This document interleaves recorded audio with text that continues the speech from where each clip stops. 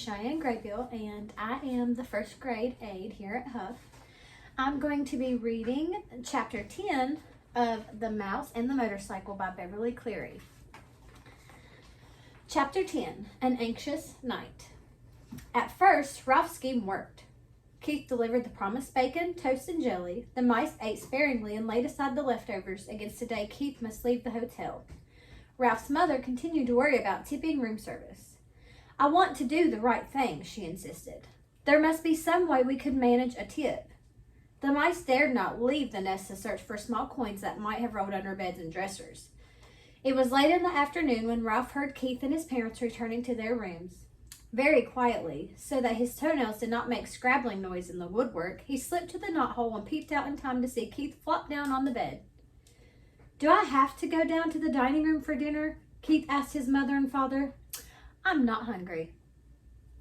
Oh, thought Ralph. "There goes dinner. I told you not to eat that whole bag of peanuts so close to dinner time," said his father. "I didn't eat all of it," said Keith. "That's good," thought Ralph. "At least there would be peanuts for dinner." "You'll feel better after you get washed up for dinner," said Miss Gridley. "Hurry along now." When his parents had gone into room 216, Ralph noticed that Keith seemed to drag himself off the bed. He walked to the wash basin, turned on the cold water, moistened his fingers, and wiped them over his face. Then he turned off the water and gave the middle of his face a swipe with a towel, which he returned to the towel rack in such a way that it immediately fell to the floor. Keith did not pick it up, but there was nothing unusual about this. Boys rarely picked up towels. What was unusual was that Keith returned to the bed, where he sat down and stared at the wall. He did not play with his cars, nor did he eat the rest of his peanuts. He just sat there. Ralph stuck his head out of the knothole. "Anything wrong?" he asked. "Oh, hi," answered Keith listlessly. "I feel sort of awful." Does he look kind of sad there? Maybe sick? "Say, that's too bad." Ralph ventured a little further out of the knothole. "I know what you mean. Thinking about the motorcycle makes me feel awful too." "It's not that kind of awful," said Keith. "I feel awful in a different way. Sort of in my insides." "Think you'll make it to dinner?" asked Ralph. "Oh, I guess so." There was no enthusiasm in Keith's voice. "Is there anything I can bring you?" "Whatever is handy," said Ralph, who hesitated to place an order when he could see Keith did not feel like going to dinner at all. "We are sort of depending on you. The housekeeper found all those sheets I had to chew through to get out of the hamper, and I understand she got pretty excited about mice. We are lying low until the whole thing blows over." A smile flickered across Keith's face. "Don't worry, I won't let you down. I saved you some peanuts. I thought they might be handy for storing." "Gee, thanks," said Ralph. Keith got slowly off the bed and poked the peanuts one by one through the knothole. When he had finished, Ralph popped out again and said, "Thanks a lot." Keith smiled feebly and flopped down on the bed once more. Ralph went to work moving the peanuts away from the knothole to make room for whatever dinner Keith brought. He felt it would be fun to be surprised by the menu this time. It was something of a shock to find that dinner, which was stuffed through the knothole much earlier than Ralph expected, consisted of a couple of broken soda crackers. Ralph poked his head out to see if more was coming, but Keith was getting into his pajamas. "Aren't you going to bed pretty early?" asked Ralph, realizing he had not heard Keith's parents come in. "I felt so awful I couldn't eat, so they told me I had better come up and go to bed." Keith tossed his shirt on the foot of the bed and pulled on his pajama top. When his head emerged, he said, "I'm sorry about your dinner. It was the best I could do. All I had was a little soup." "That's all right." Ralph was beginning to be concerned. If the boy could not eat, neither could the mice. Keith fell into bed and Ralph ran off to report the news to his relatives. "What a shame," said Ralph's mother. "The poor boy." "Oh dear, whatever shall we do?" cried Aunt Dorothy. "Our very lives depend on him." The little cousins huddled together, big-eyed and frightened. "Yes, what about us?" asked Uncle Lester. "How are we going to manage if he doesn't bring us our meals? It isn't safe for us to go out pilfering when the housekeeper has declared war on mice." "I knew it was a mistake to depend on people," said Aunt Sissy. "We'll manage somehow. We always have." Ralph's mother was trying to be brave, but Ralph could see how worried she was. After all, he did bring us a supply of peanuts. We should be grateful for that. He didn't bring many peanuts. Uncle Lester did not sound the least bit grateful. The greedy fellow was probably ill from stuffing himself with nuts he should have saved for us. Serves him right. Do you think he did that? That's probably not a very nice thing to say, huh? Now, Lester, fussed Ralph's mother. The boy had a right to eat his own peanuts, but I do wish he hadn't been quite so hungry. Ralph returned to the knothole. Keith was lying in bed with his sports car in one hand. How do you feel now? Asked Ralph. Awful, answered Keith. Before Ralph could reply, footsteps in the hall warned him that Keith's parents were coming. He drew back inside the knothole where he could observe without being seen. Miss Gridley paused by her son's bed and laid her hand on his forehead. He does feel a little warm, she remarked. He'll probably be all right in the morning, said Mr. Gridley. He just hiked too far in the sun this afternoon. I hope so. The boy's mother sounded less certain. Mr. Gridley filled a glass at the wash basin and brought it to Keith. Here, son, drink this. When Keith had drunk the water, he fell back on the pillow and closed his eyes. His parents went quietly into room 216. When it was good and dark, Ralph ventured throughout the knothole. He could hear Keith breathing deeply, and he knew that he was asleep. Since he had no one to talk to, he found his little crash helmet where he had hidden it behind the curtain, and after he had adjusted the rubber band under his chin, he climbed up to the windowsill to look out into the world beyond the hotel and to dream about the lost motorcycle. From his perch on the windowsill, Ralph saw that the parking lot held more cars than usual.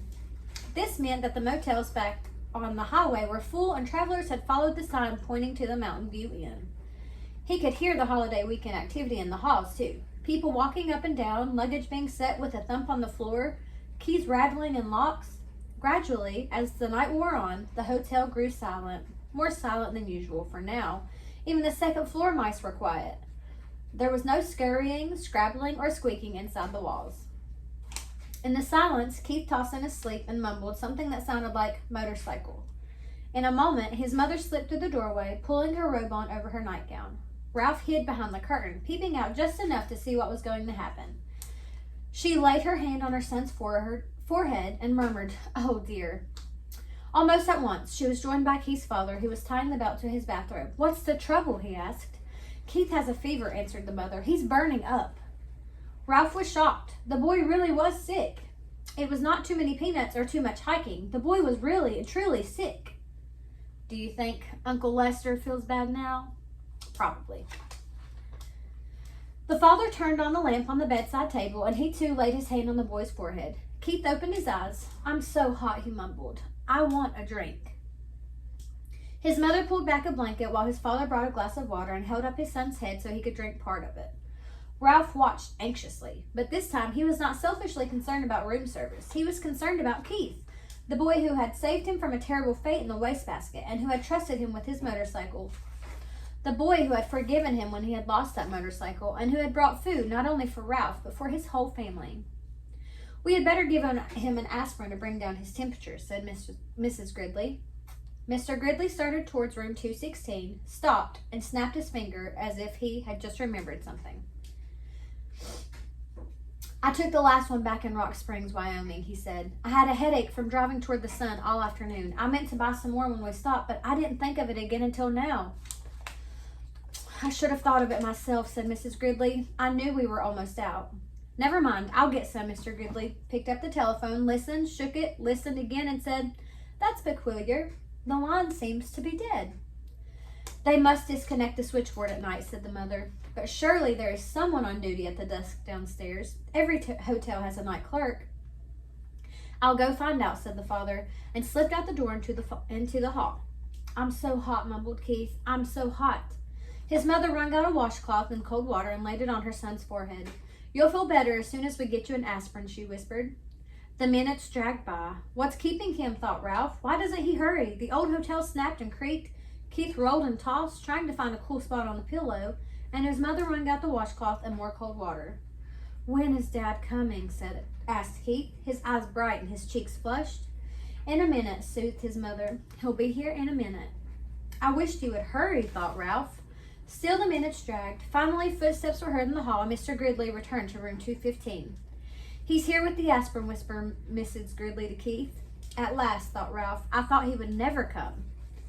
Mr. Gridley shook his head. There isn't an aspirin to be found any place. He sounded thoroughly exasperated. First of all, the night clerk was sound asleep on a couch in the lobby. I had a dickens of a time waking him up, and when I finally did manage to, he couldn't find any anywhere. Oh no, exclaimed his mother. Oh no, echoed Ralph's thoughts. What about that little gift shop off the lobby? Asked Mrs. Gridley. It must sell aspirin. Locked up tight, and the clerk went home with the key, answered Mr. Gridley. Oh dear.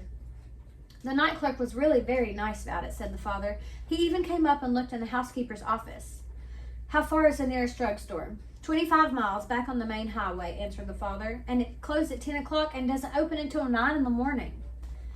The mother held her watch under the lamp, and it's almost 1 o'clock. It is hours until morning. She crossed the room to wring out the washcloth again. What will we do? What can we do? Asked the father helplessly. I even telephoned the doctor, but there has been a bad accident back on the highway, and he can't come. The night clerk said he would telephone the milkman before he starts his route at 6 and ask him if he can bring some aspirin, but he won't get here until 7 or later. All we can do is wait. Keith tossed under the cold washcloth. Mom, I think I'd like to go to sleep now, he muttered thickly. I guess that is all you can do, said his mother, and bent over to kiss his hot forehead before she turned out the light. Ralph did not even wait for the boy's parents to leave the room. As soon as the light was out, he leaped silently to the carpet, and by the time they had gone through the doorway into room 216, he had hidden his little crash helmet behind the curtain and was halfway through the knothole. Somewhere, someplace in that hotel, there must be an aspirin tablet, and Ralph was going to find it. He only wished he had the motorcycle so he could travel faster.